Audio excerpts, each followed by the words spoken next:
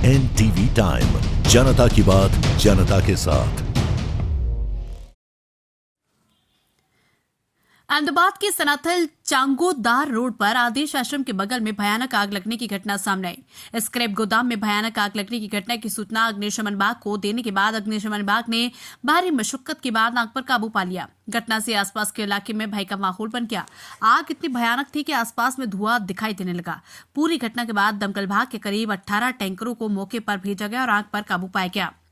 जानकारी के मुताबिक सनाथल इलाके में भयानक आग लगने की खबर है। आग लगने की यह घटना आदेश आश्रम के पास एक खुले प्लॉट में हुई।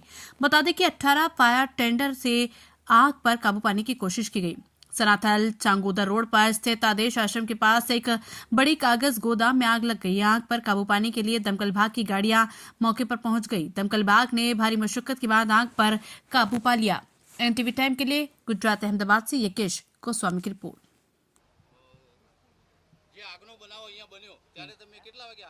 અમે 100 વાગે અહીંયા છે, અમે તે અહીં જ રહેશે પણ બાજુમાં આગ લાગી દેખાણી એટલે મેં જમાદારને ઉઠાડ્યો.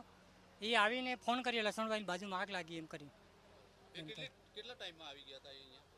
એ તે મેં મોબાઈલમાં એને ખબર હે ટાઈમ કેટલો ટાઈમ પણ મેં આગ લાગી એટલે એને તરત જાણ કરી. મેં આ ગાડી પરથી બહાર કઢાડી.